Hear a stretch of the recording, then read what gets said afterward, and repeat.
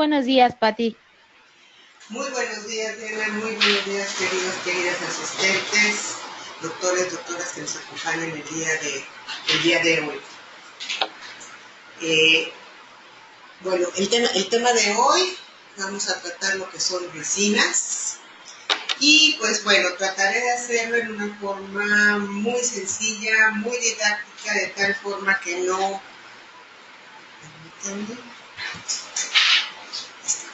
Una forma muy didáctica en la cual no nos vayamos a... Un momentito, por favor. ¿Dónde vas a empezar? Sí.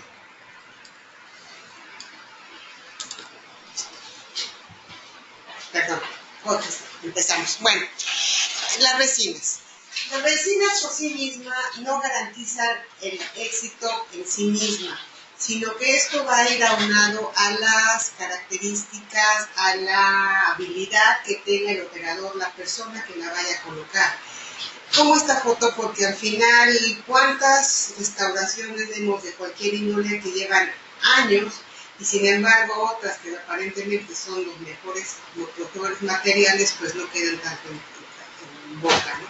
Y entonces nos podemos preguntar en sí las resinas siempre pues gozan de una mala fama, entre comillas, porque ponen mucha gente que no duran, es que se caen, cambian de color con el tiempo y se llegan a fracturar. ¿Cuántas veces no vimos esto? No solo de los pacientes, sino de los mismos doctores o asistentes, ¿no? Entonces, si yo les pongo esta foto y vemos que piedras quedaron, estas piedras preciosas, estamos hablando de muchísimos años atrás, en la época de los aztecas, de los mayas, podemos ver que estas piedras siguieron puestas en el diente, incrustadas en el diente, y sabemos que no tenían el cemento de restauración ideal como el que tenemos ahora. ¿Cómo es posible que se haya dado? ¿Cómo es posible que todavía estén ahí puestas, ¿no? Entonces vemos que muchas veces no depende tanto, sí es importante el material definitivamente, pero también va aunado a la habilidad del operador. Y esto definitivamente se va a reflejar también en el cuidado que ustedes van a colocar al obtener cuando se esté poniendo esa restauración, lo que ustedes deben de hacer, lo que deben de controlar y lo que no. Recuerden que sus doctores están metidos en el diente y ustedes están haciendo todo para estar contribuyendo al éxito de esa restauración. Si revisamos un poquito la historia del por qué las resinas tienen mala fama, empezaremos con los silicatos. Los silicatos fue un tipo de restauración que se empezó a usar sobre los años 90 y como ustedes pueden ver en la fotografía, pues realmente no era, en un principio al colocarse sí tenía cierta estética, pero estaba limitado. Pero ¿qué pasaba? Conforme pasaban los días, esos silicatos se empezaban a ver manchados, opacos, y sobre todo vemos aquí en las restauraciones cómo se empezaban a ver esas filtraciones o manchas, ¿no? Ahora, algo que tenían bueno es que en su composición, para darle ese aspecto vidriado a la restauración, se le incorporaba flúor. Entonces tenía ciertas propiedades anticanogénicas. Ahora bien, vienen las resinas que se llaman acrílicas en los años 40. Estas resinas definitivamente fueron un poquito mejor que esos silicatos. Fueron mejor que esos silicatos, pero tenían también la desventaja, pues que también se llegaban a ver muy, muy manchados con el tiempo, se empezaba a ver microfiltraciones, porque esas resinas sufrían de mucha contracción a la hora ya conforme a la hora que empezaban ya a polimerizarse, ¿no? Viene el año del 62, donde viene toda una revolución con el doctor Gómez en los composites en 1962. Y aquí era la clásica pastita de A con B, la mezclo y se hace en una resina, la pongo en el diente. Empezaron a hacer, sí tenían bastante estética, pero sin embargo vemos cómo todavía no se lograba lo que ahora conocemos por las resinas actuales, ¿no? Que se van a ver súper naturales los dientes, van a tener propiedades de fluorescencia, van a reflejar luz, en fin, todo lo que conocemos actualmente y obviamente siendo bien operada, bien manejada, pues ya no vamos a ver estas construcciones, estas manchas, que es por lo que gozan. Entonces, como vemos, si realmente se aplica bien, pues esto puede ser el resultado y no por 1 año ni por 2 años, sino hasta más. Bueno, las resinas compuestas, ¿qué son? Pues la verdad es un tipo de material, es una mezcla de elementos, es un compuesto heterogéneo, quiere decir de muchas diferentes composiciones, y realmente está formado por 2 materiales, básicamente uno orgánico y un material inorgánico. Todos hemos estado muy de moda con la cuestión de la basura orgánica y inorgánica. Si aplicamos ese mismo concepto así, vamos a encontrar que lo inorgánico es aquello que no proviene de algo animal, algo vivo, sino que se encuentra inerte en la naturaleza, ¿no? O que se ha fabricado a través de, por el hombre. Y eso es lo que contiene el material orgánico. En este caso, ese material van a ser polvos de diferentes minerales, que ahorita lo vamos a analizar más adelante. Y tiene un material orgánico que es el bismuth, que es un tipo de resina, que esta sí proviene de una parte viva. Ok, y estos dos materiales, para poderse unir y poderse compenetrar y lograr estos resultados en nuestra boca, pues tienen un agente de unión que es el silato. Pero vamos a verlo un poquito más de detalle.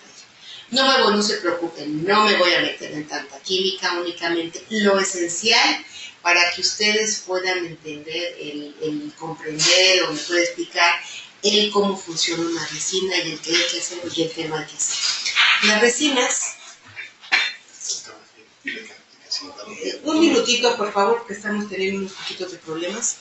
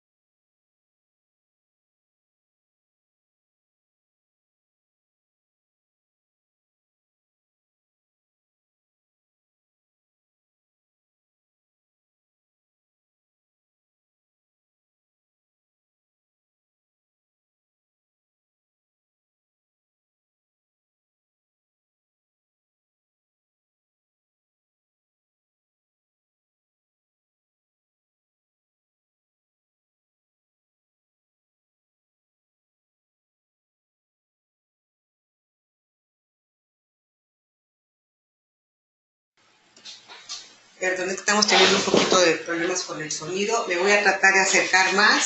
Si acaso no se escucha, por favor me lo indican. Bueno, tenemos lo que son las resinas compuestas para obturaciones en una técnica directa, es decir, llega el paciente y en ese momento hace el doctor la cavidad, y pongo mi resina y tal. Tenemos las resinas que se usan para selladores de fosetas y fisuras. Tenemos las resinas que se usan, son las resinas usadas para cementación, aquellas resinas que también van a servir para reconstruir muñones y las resinas que se usan en una técnica indirecta en la cual el doctor, esa resina se hace en un proceso a través del laboratorio y después se va a cementar. Pues bueno, nosotros realmente las que vamos a ver el día de hoy son estas 2 primeras, basados en la técnica directa y lo que serían selladores de fosetas y fisuras. Bueno, el tipo de polimerización. Tenemos que la polimerización va a ser el endurecimiento de la resina. ¿Cómo se va a lograr? Pues esto se va a hacer a través de resinas que son autocurado, es decir, yo mezclo las dos pastitas A con B y voy a obtener una nueva, o sea, una resina que va a estar polimerizada o endurecida. Tenemos resinas compuestas que son de fotocurado, es decir, que necesitamos de una luz Y tenemos las resinas compuestas de fluoruro dual, en la cual puedo hacer que esa resina empiece a polimerizar por sí misma, en el momento que se mezcla A con B, o a la vez puedo complementarlo con con luz, ¿no? Esto es muy fácil usarlo, por ejemplo, cuando se van a hacer cementación, ¿no? Con resinas.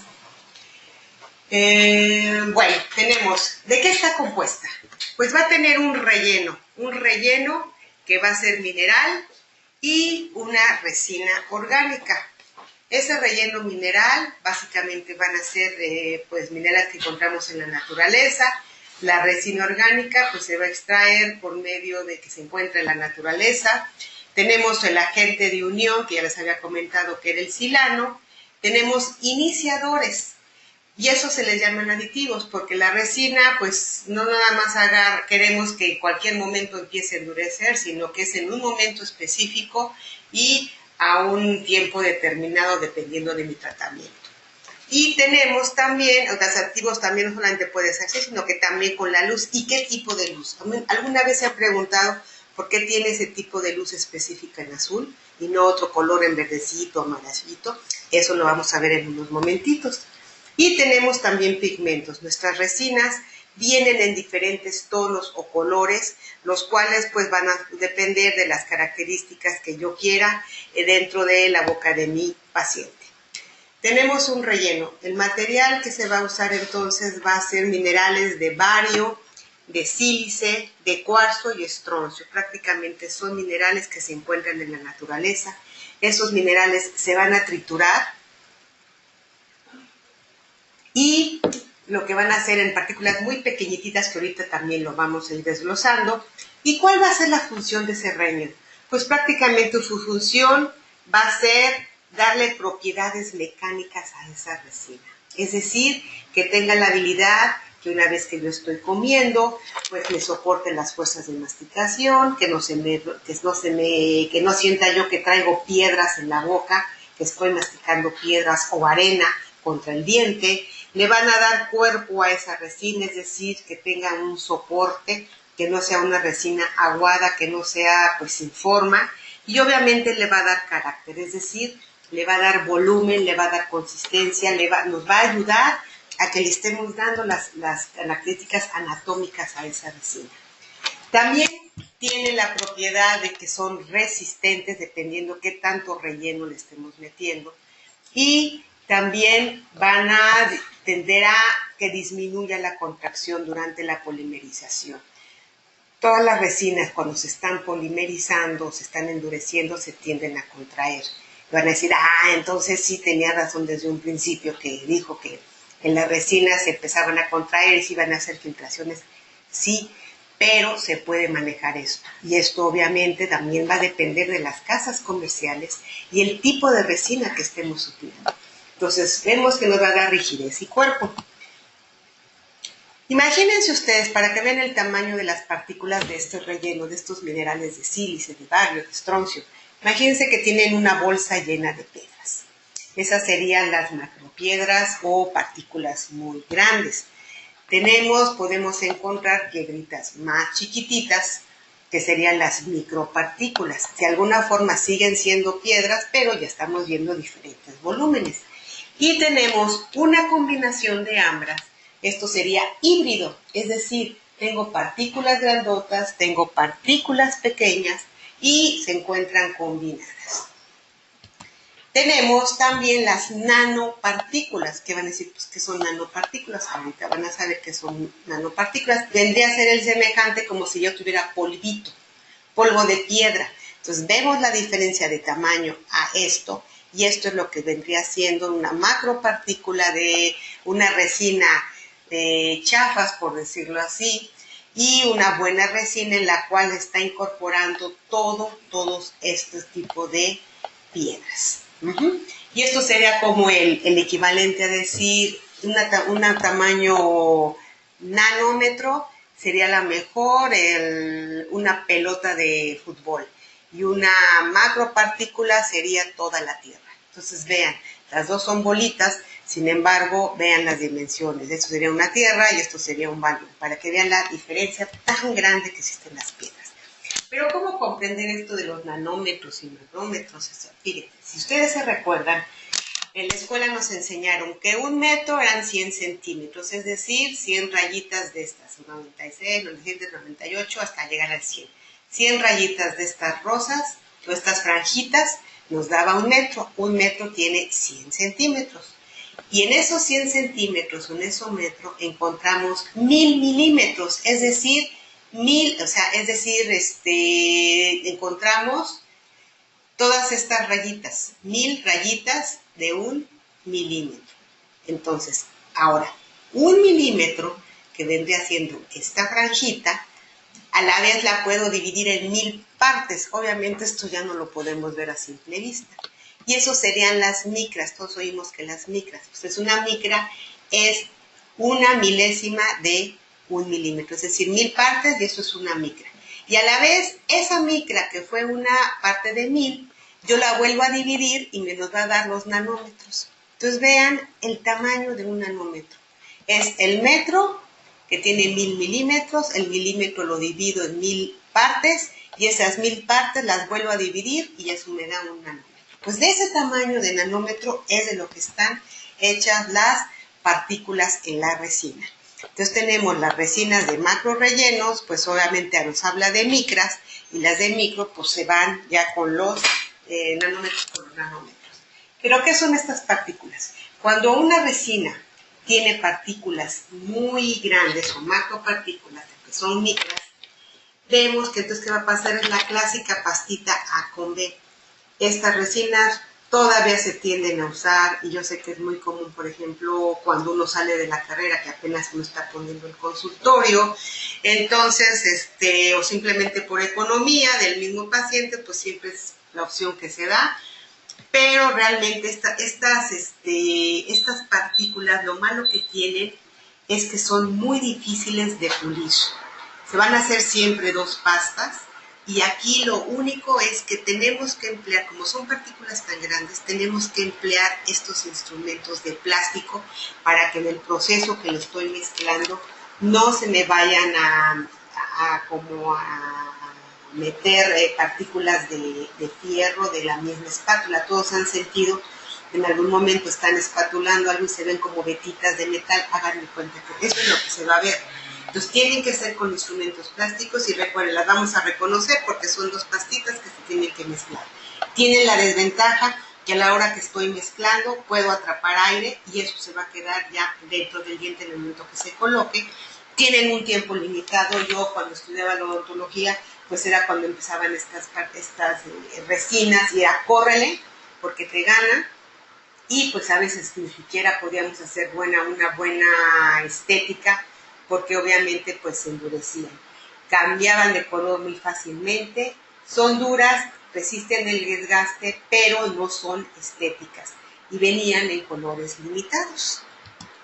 Tenemos las de micropartículas. No voy a entrar a casas comerciales, eso ustedes ya lo pueden detectar, pero créanme que una buena casa comercial, pues siempre van a encontrar partículas, una buena tamaño de partículas y resinas con las propiedades óptimas.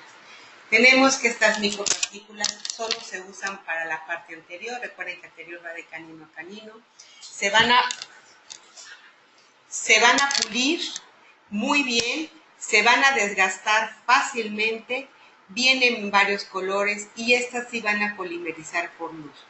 Desafortunadamente no soportan las cargas masticatorias, por lo tanto nada más se pueden emplear en la zona anterior. Y entonces hablamos de partículas más pequeñitas. Tenemos las híbridas o microhíbridas, que como les comenté, mezclamos partículas macro con micro, y entonces aquí sí son las resinas que nosotros tenemos en el consultorio, que podemos usarlas tanto para los dientes anteriores como para los dientes posteriores. Son muy estéticas, tienen buena resistencia y estas se van a polimerizar con luz, no es pastita con vesta. Entonces aquí sí vemos que entonces tenemos buenas propiedades en estas resinas. Y por último, Tenemos las resinas de última generación, que son las de nano relleno, que dijimos que son esas partículas pequeñititas, pero no nada más es que tengamos puras partículas pequeñitas.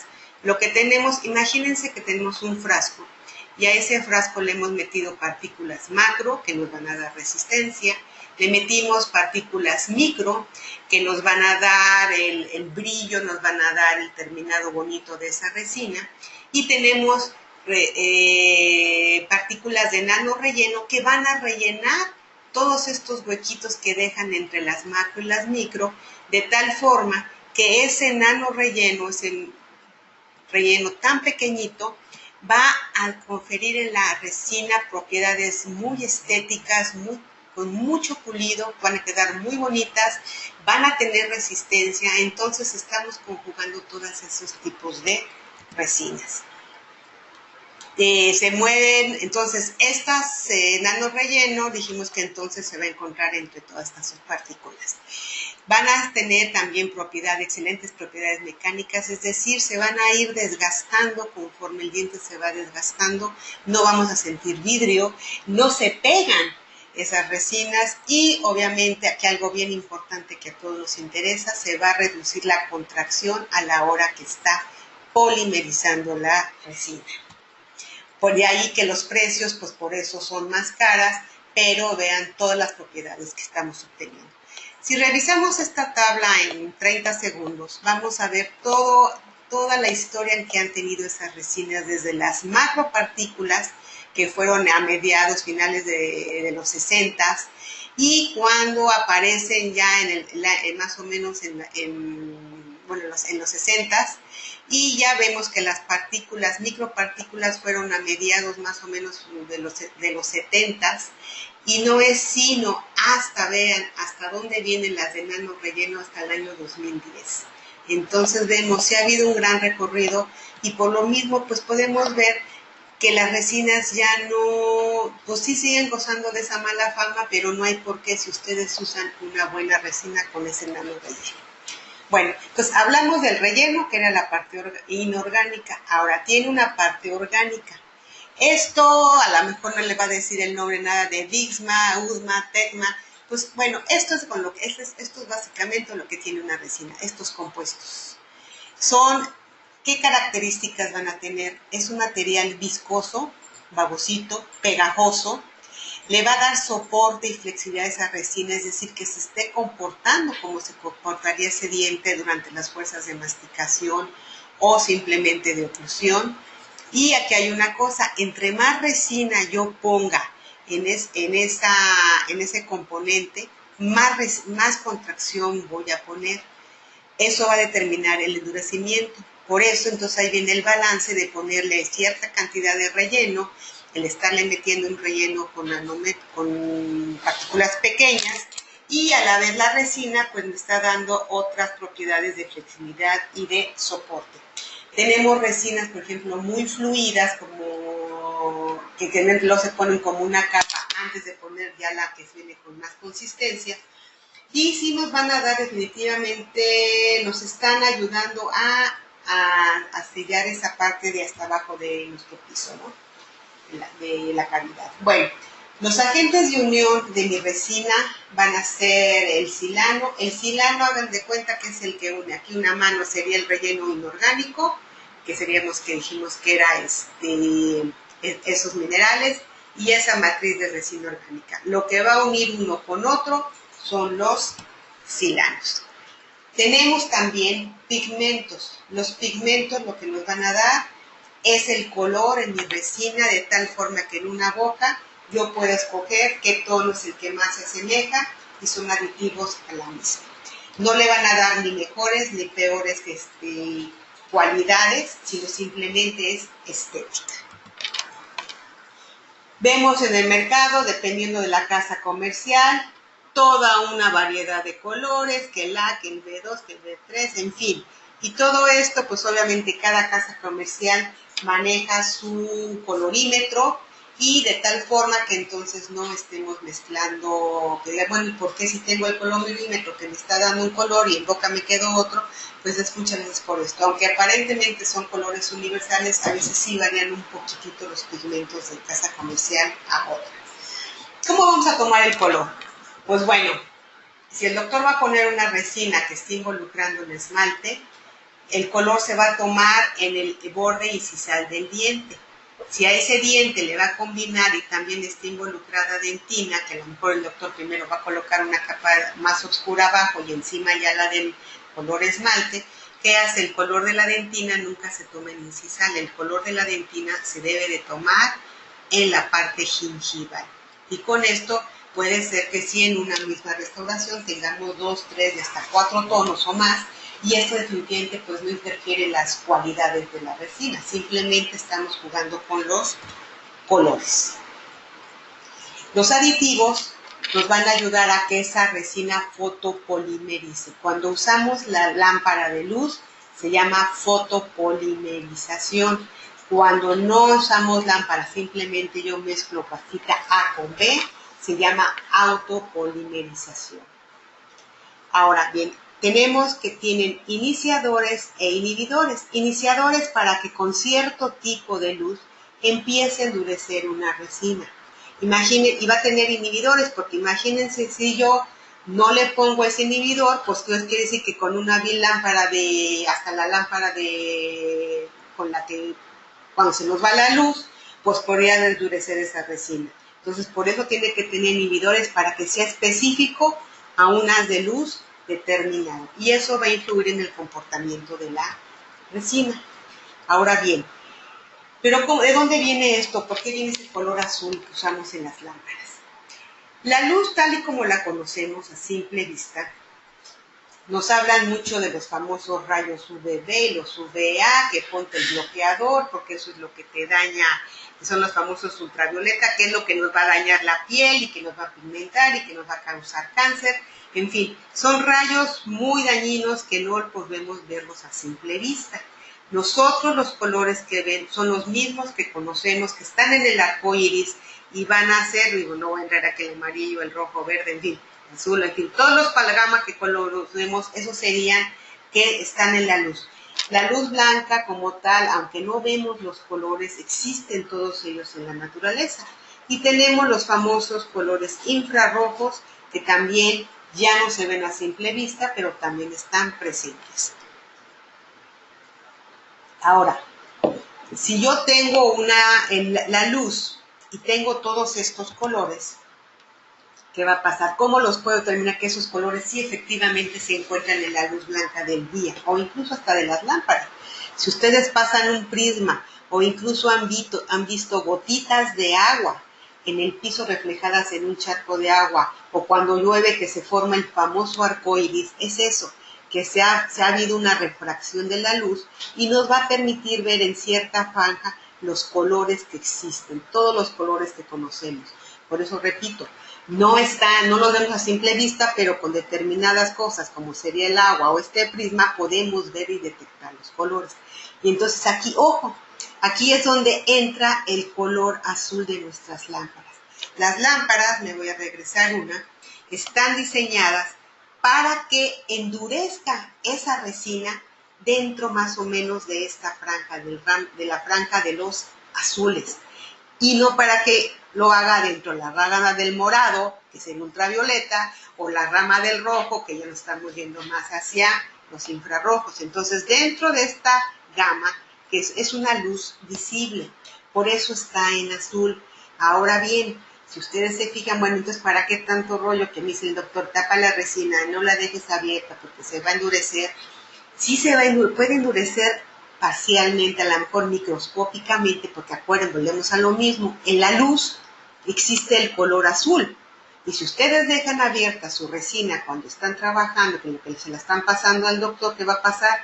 Que a lo mejor la primera capa, no que se endurezca obviamente al 100%, pero sí puede empezarse a endurecer en pequeñas porciones, y obviamente a la hora que se lleve en boca, pues obviamente ya no va a ser una resina en la cual tenga todas sus propiedades al 100. Por eso entonces vean qué importancia de estarla tapando.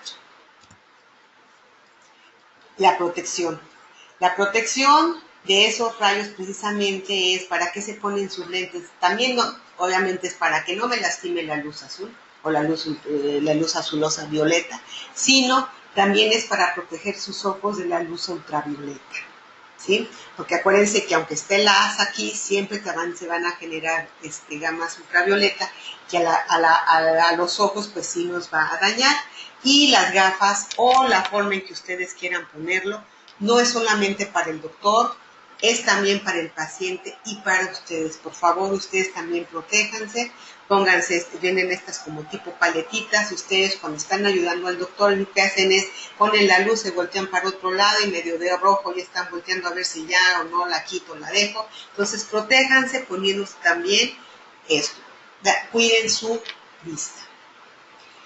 Entonces vemos que de los aditivos teníamos los iniciadores, que entonces ya hablamos que era a través de una haz de luz o a través de mezcla de masitas, y los inhibidores que va a ser específica para que solamente en alta proporción empiecen a polimerizar con esa luz azul, y esto nos va a influir en su comportamiento. Hablábamos también de la contracción de la resina. Una resina, cualquier material siempre, cualquier resina que se va a endurecer o va a polimerizar con luz, o incluso así sin luz, siempre se va a contraer de fuera hacia el centro. ¿Y cómo funciona esto en boca? Imagínense ustedes, aquí tenemos varias personas y cada persona es una partícula de resina. Si yo les digo, únanse por favor, ¿qué tengo que hacer? Ellos todos se van, así no van a alcanzar a unirse. ¿Qué tienen que hacer? Acercarse más para poder juntar sus manos. Es lo mismo que pasa en la resina. Cuando esas partículas se encuentran dispersas y yo las voy a juntar, tengo que unirlas y entonces a la hora que estas partículas se unen, se crea cierta contracción en las paredes. ¿Y esto en qué se va a reflejar? Que el paciente va a tener sensibilidad, que va a tener caries nuevamente o que se va a fracturar.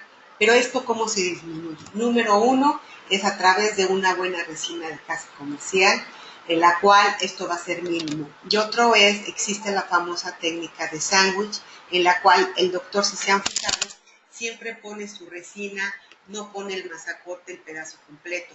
Sí existen, claro, ya actualmente son las resinas Ball, las cuales yo puedo poner en una sola intención 4 milímetros de resina, no se va a dar esa contracción, pero ojo, aquí se necesitan un tipo de haz de luz muy específico. Eso se los determina ya la casa comercial. No es esto yo no puedo endurecerlo con mi lámpara de luz común y corriente. Es una lámpara específica para que pueda polimerizar toda esta capa de 4 milímetros. Y aquí no va a existir la contracción. Pero nuestras resinas convencionales, que son las que usamos en el consultorio, cuando todavía todavía no usan estas en el consultorio, es técnica de sándwich. Es decir, el doctor, si se fijan, siempre va poniendo de poco en poco, no pone todo, porque si pusiera todo a la hora que se polimeriza se contraería y es cuando vienen los problemas a las abriguitas. Entonces, si la ponemos de tal forma, fíjense, una capa no llega hasta el otro ápice, entonces va a contraer, pero con esa contracción yo ya estoy poniendo la segunda capa y ¿qué va a pasar? Entonces va a contraerse, pero siempre estoy protegiendo con la siguiente capa. De tal forma que al ir poniéndola en sándwich, en zigzag, esos problemas de contracción se van a ver disminuidos, obviamente menor sensibilidad y menor incidencia a filtración marginal. Entonces, como vemos, también sí es importante la habilidad del operador. Hablemos un poco de esta última capa que es la 6. El doctor, muchas veces ustedes pueden ver que más bien se debe hacer es poner un gel de glicerina. Siempre se debe poner en la última capa. El doctor va a polimerizar la última capa de resina. Y después se pone un gel de glicerina, el cual se vuelve a polimerizar y lo que va a hacer es que toda resina cuando se está polimerizando siempre va a haber algunas partículas que no reaccionaron.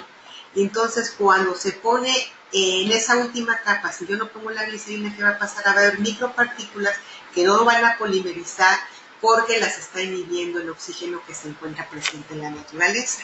Entonces, si yo al ponerlo, ¿qué pasa? Inhibo esa parte y entonces ahora sí puedo estar segura que toda mi resina está polimerizada. Es decir, pone el doctor la última capa, polimeriza, pone el glicerina, polimeriza, y con esto sabemos que está.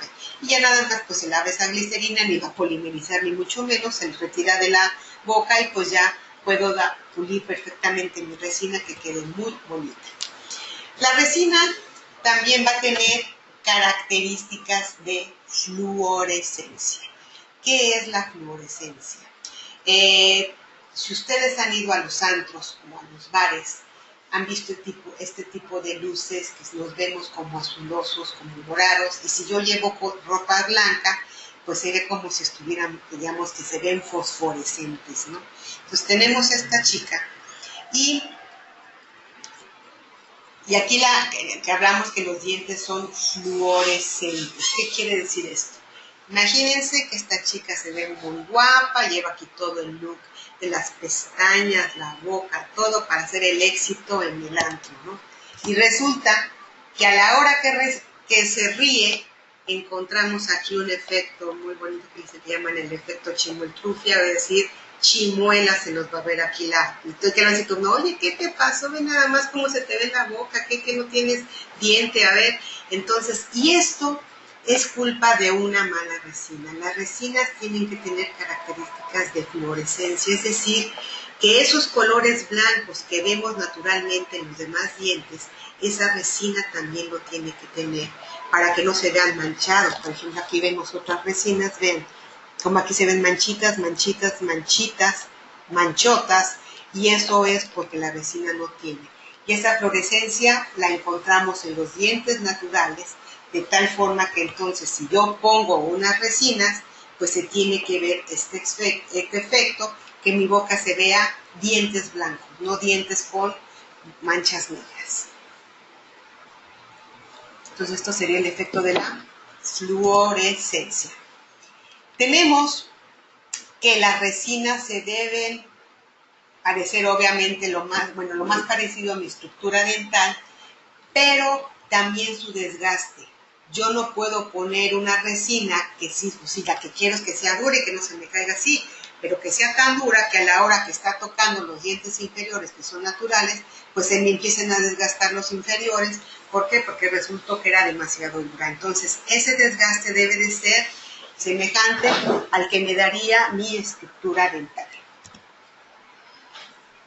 Aquí algo muy importante, siempre se los digo, cualquier material, cualquier equipo, siempre deben leer el instructivo y sobre todo no mezclen casas comerciales, aunque sean muy buenas las dos casas comerciales, no mezclen materiales de una, es decir, pongo el adhesivo de una y puse la resina de otra casa, no, tiene que ser la misma porque cada quien maneja sus rellenos, sus aditivos, sus resinas, o sea, aunque todo parte todos parten de lo mismo, pero a lo mejor ese poquito más o ese poquito menos es lo que nos puede hacer que muchas veces esa resina no funcione y le estamos echando la culpa a la casa comercial. Bueno, hablaremos de selladores de fosetas y fisuras. Los selladores de fosetas y fisuras, todos lo han visto en el consultorio, únicamente lo estamos poniendo, valga la redundancia, en todas estas líneas que son las fisuras, en estos hoyitos que se nos hacen que son fosas, y lo que hacen es prevenir, que habla de prevención. El colocar selladores y fisuras nos va a dar la gama de prevención. Siempre les digo que la odontología más barata es esta, prevenir. ¿Por qué? Porque yo al colocarle a un niño selladores y fosetas, tanto en dientes definitivos como en dientes de primera dentición, que son los dientes de leche, me estoy evitando que en un futuro ese niño pueda tener caries, que el niño a lo mejor le tuvieron que poner la resina y después la resina no funcionó, o se le cayó, o lo que ustedes quieran, y resultó que después acabó en corona y acabó en endodoncia. Y vean todas las gamas que nos podemos definitivamente evitar cuando podemos hacer este paso tan simple de sellado de esas fisuras. Pero ¿cómo funciona el sellador? ¿Por qué es importante? Imagínense que ustedes están cepillando sus dientes. Muy bien, con la superpasta, su cepillo, entró, salió. Pero si esto yo lo viera, si yo este diente lo partiera a lo largo, ¿qué estaría encontrando? Esto. Se están cepillando, pero las partes superficiales. Pero este cepillo, por estas micropartículas o microespacios, no alcanza a entrar el cepillo. Y al no entrar el cepillo, ¿qué va a pasar aquí? Pues que va a empezar aquí, se va a quedar restos de alimento, se van a empezar ahí a colonizar bacterias, microorganismos, y eso puede empezar un problema de caries. Por eso es que veamos, aquí esta fotografía nos habla que entonces yo me estoy cepillando y estas fisuras que son como grietas enormes, si las viéramos a microscopio, vean, esto es lo que se estaría viendo. Esto es un corte de microscopio electrónico y vean cómo se ven esas grietas, esas fisuras que el cepillo no alcanza a entrar y obviamente son focos para que generen caries. Entonces, al colocar el sellador, pues prácticamente yo estoy evitando que esas grietas se llenen de comida, se llenen de alimentos y entonces pues me va a dar un sellado.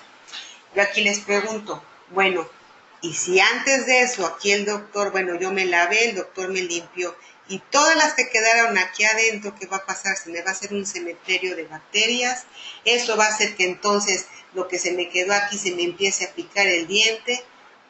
No, no va a pasar eso. ¿Por qué? Porque muchas de estas bacterias necesitan, número 1, comida. Número 2, necesitan aire.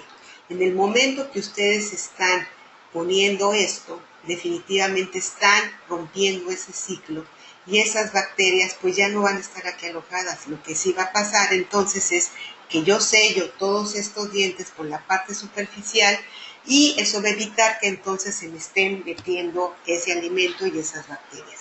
La técnica es muy sencilla, se limpia, se seca el diente, se aplica el grabado ácido, se coloca mi sellador y se va a polimerizar. Obviamente, digo, aquí está extendida, pero realmente son líneas lo que tenemos que poner. No se pone sobre toda la cara oclusal, aquí nada más es representativo. Recuerden, son fisuritos. Ahora, otra característica de los selladores de fosetas y fisuras es que no se puede hacer en dientes con caries. Si ustedes tienen un diente con caries, definitivamente aquí no aplica un sellador. Aquí ya va a aplicar que el doctor tenga que hacer una cavidad y tenga que poner una resina común y corriente. Y entonces vemos que se va a emplear donde no existen que el diente esté sano. Su único pecado es decir, pues si tiene fisuras, fosetas, pero no hay caries, estamos previniendo. Y vean lo que se hace. Es nada más mínimo, es lo que se está poniendo. ¿Por qué se llega a caer?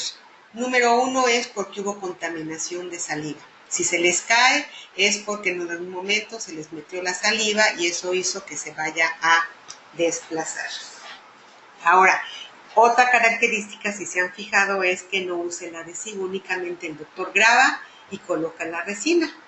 Entonces, ¿qué hacemos? ¿Por qué no lleva adhesivo? Pues precisamente porque nada más estamos hablando que está en la capa superficial del esmalte y simplemente con grabar el esmalte se van a crear retenciones y eso va a hacer que se detenga. El adhesivo, como su nombre lo dice, es básicamente está actuando más sobre dentina que sobre esmalte, por eso es que no lleva. Y hablando de con qué lo vamos a grabar, con qué vamos a hacer esas retenciones, con el ácido fosfórico. Ojo, cuando ustedes estén con sus doctores y le digan, y va a ser la resina, y ya la vuelvo, doctor, le paso el ácido, o el doctor les dice, pásame el ácido, ¿qué va a pasar? Imagínense el paciente, la cara del paciente que va a decir, Madre Santa, ¿qué me van a poner? Me van a poner ácido, me van a quemar la boca, me va a doler, y por eso me duele, y por eso tengo sensibilidad. Entonces, por favor, no empleen, y eso también platíquenlo con sus doctores, la palabra ácido. Pueden usar simplemente términos como, doctor, le paso el grabador. Olvídense de la palabra ácido, para que ese paciente no se nos empiece a friquear de que, pues, ¿qué me están poniendo, no? Entonces, le paso el grabador. Pero bueno, aquí para fines prácticos, pues estamos hablando de ácido fosfórico, y ese ácido fosfórico, lo que van a hacer es ustedes, cuando son selladores, pues simplemente se pone aquí en las fisuras, en este caso, pues si hay caries, sería fisuritas, se lava y se coloca mi sellador. En el caso ya de una resina, el ácido fosfórico se pone en la periferia del diente, más o menos 15 segundos, ya 20 ya estamos exagerados. No se debe de dejar más de ese tiempo. Y ahorita vamos a ver unas fotos muy interesantes. Y a lo mejor podríamos poner, hay quien dice que ya no hay que poner en dentina, hay quien le pone 5 segundos más aquí un ácido fosfórico en la dentina. ¿Qué va a pasar? ¿Cómo se graba ese esmalte? Imagínense, aquí tienen su esmalte, su diente. Si esto yo lo viera a microscopio, se verían, el esmalte son como escafitas, son como tejitas, una encima de la otra. Y esto es lo que se verían, esas tejitas así se van a ver. Entre una y otra, aquí hay un material orgánico que lo que va a hacer es que yo a la hora que meto el grabador, voy a crear retenciones entre esta tejita y esta, se van a crear aquí estas grietitas que se van a disolver, y eso lo que va a hacer entonces es que se empiece a meter mi grabador. Vean aquí, por ejemplo, si yo empleo un grabado en el cual de 15 segundos, vean cómo nada más hice una retención muy decente, muy pequeña, suficiente para que se detenga mi resina. Si yo la dejo por más de 15, 20 segundos, vean, se empieza prácticamente a destruir la forma de esa escama, de ese esmalte, y se va a ver un esmalte muy desmineralizado, muy maltratado. Y si yo dejo demasiado ese grabador, 1 minuto y hasta más, vean, prácticamente estoy arrasando con la forma del esmalte. Por eso es que no se debe de grabar más de 15 minutos. Lo que yo quiero es hacer pequeñas retenciones, no quiero hacer otra cosa. El adhesivo dentinario, pues prácticamente, no me lo dice, se va a colocar en dentina, no se pone en esmalte. Por eso es que les volvemos a lo mismo, que en un sellador pues no lleva adhesivos, porque pues simplemente estoy sobre la superficie. Ya en una cavidad, aquí ya cada casa comercial les va a decir cuánto tiempo tienen que dejarlo. Normalmente se coloca, se va a flotar sobre todo el diente, medio minuto, 1 minuto, eso nos dice cada casa, y después con una jeringa tengo que limpiar el excedente y entonces se va a polimerizar. Y ese adhesivo lo que va a hacer también me va a permitir el medio de unión de esa resina con mi diente. Pero vean, si yo aplico normalmente la dentina, si yo la viera a microscopio, pues va a tener como prolongaciones, como ramificaciones. Cuando yo seco muy fuerte, ¿qué va a pasar? Que voy a deshidratar esa parte de la dentina y eso puede ocasionarme sensibilidad. Por eso es que cuando el doctor seca, no es un secado súper seco, es un secado normal, tranquilo, pero que el diente no se vea reseco. Y este equivalente sería esto. Bueno, ¿cómo se vería? Imagínense que tengo mi esmalte. Yo aquí partí el diente, tengo mi esmalte, debajo está la dentina que se crea todo esto. Si yo viera a microscopio mi dentina, que esto ya lo vimos en clases pasadas, pero nomás para refrescar aquí el concepto, vean, la dentina tiene como tubitos, como si fueran popotitos. Dentro de esos popotitos van a viajar todos los nervios, todos los vasos que vienen de la pulpa y se van a encontrar en la dentina. Por eso es que la dentina duele. Cuando la caries ha llegado más abajo de esmalte, el esmalte no tiene ninguna terminación de la dentina para abajo. Entonces esas prolongaciones que están en los popotitos, ¿qué va a pasar? Van a provocarle sensibilidad. Ahora bien, cuando yo estoy poniendo el grabado y estoy poniendo el adhesivo, lo que estoy haciendo es, bueno, yo estoy grabando mi dentina. Vean, el doctor hizo la cavidad y obviamente pues quitó ya caries, y antes de que lave la cavidad, esto es como un lodo que se encuentra en la cavidad. A la hora que lave el doctor, lo que vamos a encontrar pues, prácticamente es esto, son los túbulos. Cuando ustedes, su doctor, les está haciendo el grabado en esa dentina por pocos segundos, vean, 5 segundos, esto es lo que se verían, esos tubitos, esos popotitos, así se ve la dentina. Y este topotito es esto que vendría estando aquí. Espero que no estén perdidas. Y si esto lo viera más a microscopio, vean, esto es como se ve la dentina, ¿ven? Se ven como palitos, se ven como hilitos. Esos hilitos son colágeno, son los que le van a dar el soporte a la dentina. Así como en el pelo nos hablan que tenemos el colágeno y el ácido hialurónico y la elastina que nos van a dar soporte y flexibilidad, eso mismo pasa en la dentina. Entonces, lo que hace el grabado quita la parte inorgánica, pero al final nos está dejando esto. Si yo aplico mucho aire a la hora de secar, esto se me va a resecar y se va a traducir en sensibilidad. Y vean, entonces aquí hizo el doctor el grabado con el adhesivo y vean, se ve como si estuviera yo poniendo taponcitos en la dentina. O sea, de estar así, se queda así. Y si esto lo viéramos, sería esto. Imagínense que estos popotitos es esto. Son estas rayitas que ven aquí. Y este adhesivo que se ha metido en esos popotitos, en eso que yo hice las retenciones, vean cómo se está metiendo el adhesivo, me está creando retenciones. ¿Para qué? Para que entonces se una la resina con mi diente a través de este adhesivo que se ha introducido dentro de los túbulos de mi túbulos dentinarios. Los adhesivos dentinarios tienen ciertas características. Van a penetrar en esas retenciones, o ya dijimos, en esos túbulos dejadas por el ácido y van a penetrar tanto en esmalte como en dentina. Ese adhesivo se está uniendo también al esmalte y va a ser el medio de unión para toda mi resina. Van a sellar esmalte y dentina, forman una capa híbrida, es decir, una capa entre diente y resina. Van a hacer que se una el material restaurador, pero sobre todo también pues van a evitar la sensibilidad. El adhesivo, ¿qué viene siendo? Es un bisma, que es lo mismo, el nombre no les va a decir mucho, pero al final es un material orgánico que no tiene relleno. Hablamos, ¿te acuerdan que las resinas dijimos que sí tenían relleno, que eran esos minerales, esas partículas grandotas, chiquitas, las micropartículas en los nanómetros?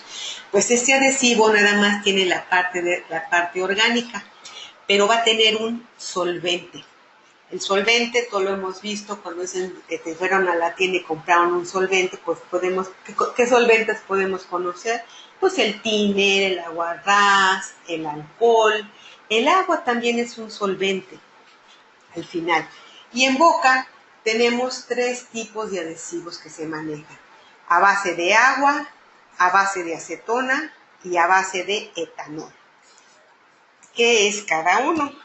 Pues bueno, el adhesivo con acetona, si sus esto ustedes véanlo en sus casas comerciales, cuando vean en los instructivos, si pueden, les va a decir de qué adhesivo, qué composición tiene. Un adhesivo con acetona es muy agresivo. Todas las mujeres sobre todo conocemos el efecto de la acetona. Ustedes ponen acetona en sus uñas para quitarse el barniz, ¿cómo queda esa uña? Se siente reseca, se siente como deshidratada, como descarapelada. Y eso mismo, imagínense, si eso es en la uña, que es un tejido duro, ahora imagínense que puesta en mi dentina, que está sensible, que está cercana a pulpa, entonces puede contribuir en un momento dado a cierta sensibilidad. Entonces el adhesivo con acetona es muy agresivo.